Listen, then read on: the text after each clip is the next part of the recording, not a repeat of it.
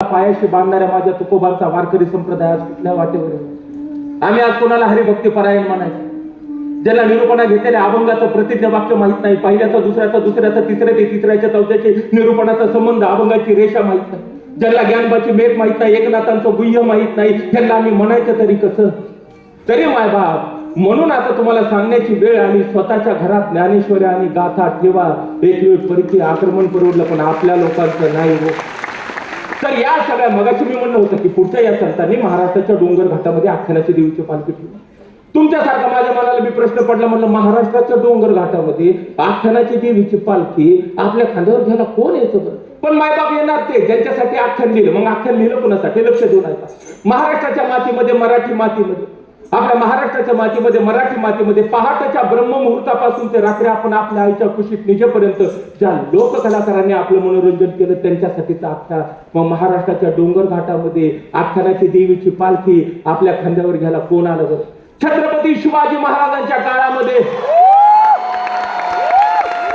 स्वराज्य निर्मितीमध्ये ज्यांचा सिंहाचा वाटा होता असे हेरगिरी करणारे तुंबडीबाज आले. आता हेरगिरी करणारे तुंबडीबाज म्हणजे काय?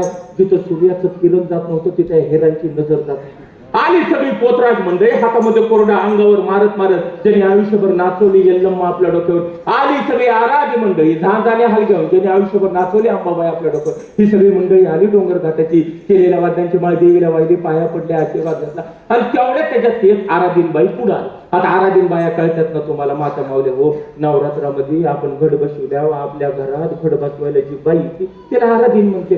ती आली, केलेल्या वाद्यांची माळ देवीला वाहिली, पाया पडले, आशीर्वाद घेतला आणि देवी सोबत गप्पा मारायला लागली. दोघी आता गप्पा मारतात. ती म्हणली, होय गाई आख्यानाच्या देवीला, होय गाई नवरात्रात तुझं घर बसवलं? देवी म्हणते, हा ग बसवलं.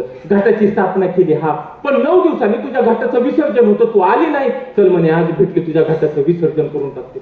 माय बाप, त्या दोघींच्या सिरियस डिस्कशन मधला मी फक्त विसर्जन एवढा शब्द पाठीमागे 360 डिग्री मध्ये माझे डोळे फिरले. म्हणलं आख्यानाच्या देवीच्या विसर्जनाला कुठं डीजेची थप्पी दिसत?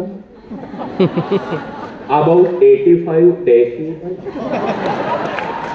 वेगवेगळ्या ब्रँडची मदिरा घेऊन झोमणारा झोंबी दिसणार. म्हणलं तुझ्या विसर्जन राईट. भारतीय अर्थव्यवस्थेचा कणा एखाद्या चांगल्या मराठी नाही तर हिंदी गाण्याचं आयमन करून रिमिक्स केलेलं गाणं माहिती आहे म्हणलं. चल हे काही विसर्जन आहे म्हणलं. चल पुण्या मुंबईला तुला विसर्जन झालं. 3 तासात गणपती बुडवायचा असतो, आम्ही 3 दिवस.